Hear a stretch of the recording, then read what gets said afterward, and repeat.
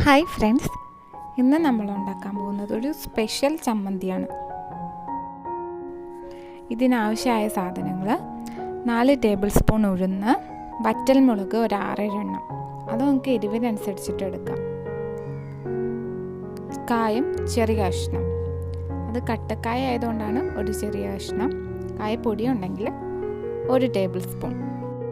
ഇനി നമുക്കിത് ഉണ്ടാക്കാൻ തുടങ്ങാം. ആദ്യം പാൻ ചൂടാക്കി അതിലേക്ക് വറ്റൽമുളകിട്ട് വറുത്തെടുക്കണം. വറ്റൽമുളക് വറുത്തതിന് ശേഷം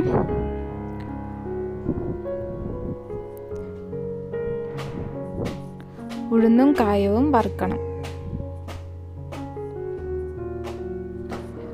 അപ്പോൾ കായം പൊടിക്കാനുള്ളത് കൊണ്ടാണ് കായം കൂടെ ചേർത്ത് വറുക്കുന്നത്. കായപ്പൊടിയാണെങ്കിൽ വറുക്കണമെന്നില്ല.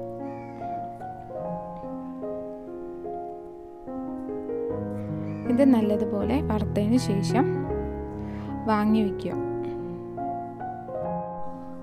എന്നിട്ട് ഈ വറുത്ത് വെച്ചിരിക്കുന്ന ചേരുവകളെല്ലാം കൂടെ മിക്സിയിലിട്ട് നല്ലതുപോലെ പൊടിച്ചെടുക്കുക. ഇപ്പോൾ നമ്മുടെ ചമ്മന്തിപ്പൊടി റെഡിയായിരിക്കുകയാണ്.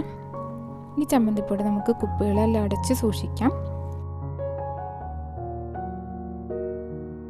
ആവശ്യമുള്ളപ്പോൾ വെളിച്ചെണ്ണയും ഉപ്പും ചേർത്ത് ചാലിച്ച് നമുക്ക് ഉപയോഗിക്കാവുന്നതാണ്. ഈ ചമ്മന്തി ഇഡ്ഡലിക്കും ദോശയ്ക്കൊക്കെ സൈഡ് ഡിഷായിട്ട് ഉപയോഗിക്കാം.